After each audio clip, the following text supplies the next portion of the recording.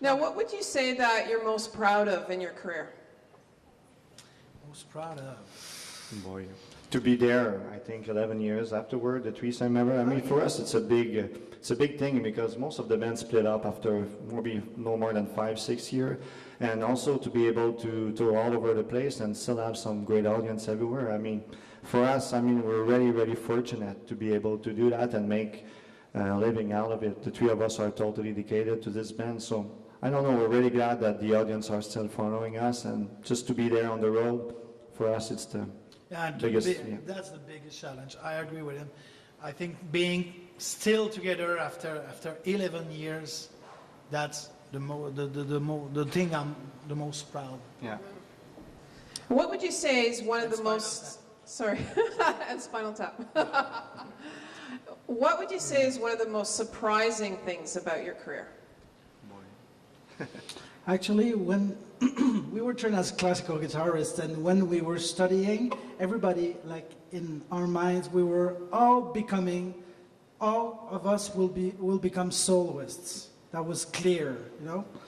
And we just didn't realize, because we're so involved in our studies and the music and everything, that there are so really few soloists as classical guitarists. I'm sure most of the people cannot name even one or two, you know. So we just realized after the studies that it won't happen probably. So and ensembles are the same thing, but I think the most surprising thing to me is to have formed a group of 3 classical guitarists, and we just found a way to be free musically with that, and people followed. What is really surprising to me, actually, is that people really like it. We've been playing to several countries. We were really anxious to see when we go like in New Zealand or Germany or Estonia. We're just wondering how the people will react to that. Will it be like the same that in Canada? And it's everywhere, it's the same reaction. So it's really surprising for me as a formerly classical guitarist to see that we just have this band and the music pleases the audience, really pleases. In Germany, you were actually regarded as one of the most unforgettable or wonderful acts of a festival, yeah. Yeah. So, first of all, what's a performance that stands out in your mind that has been unforgettable? There's a lot, of course.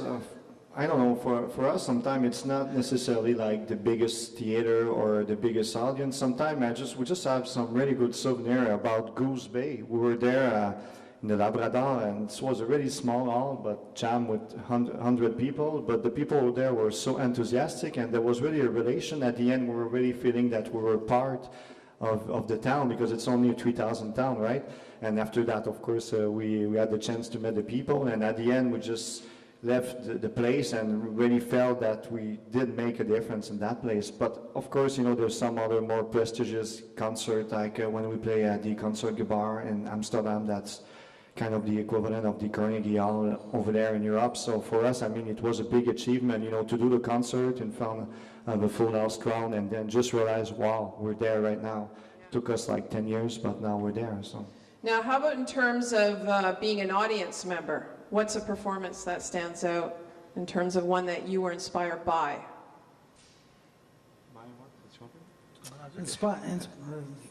Could you repeat the question? That's a good question. Very good question. That's a good question. Is there a performance that you were actually inspired by as an audience member?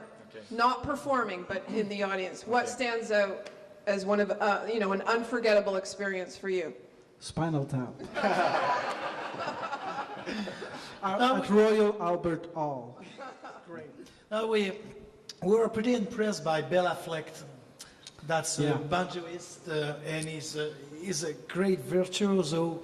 And we played in the second album a piece by him. Mm-hmm. And I think all the 3 of us agree with this. Bela Fleck is kind of an idol for us. For those who don't know Bela Fleck is a banjo player But the banjo was always related to bluegrass music and folk music.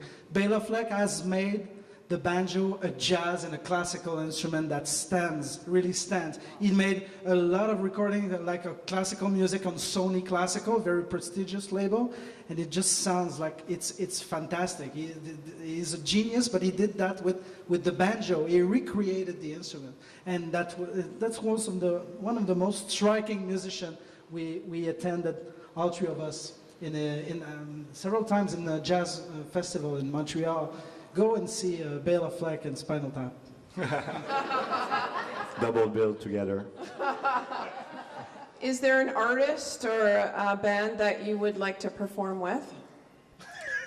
I know Spinal Tap. The Beatles.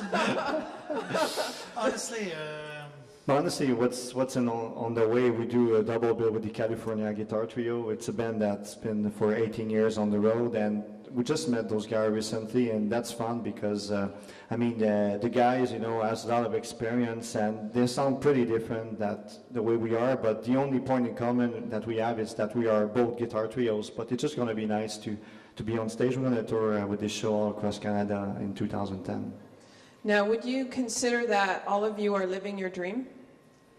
Yeah. Yeah. I think we can do a little bit more. Yeah. Yeah, before saying this, I think we can do a little bit more. Yeah, we will work on that. We spend a lot of time together. Of course, we discuss a lot. And something that comes back very often is today the band we have, the career we have, and the life we have. We were not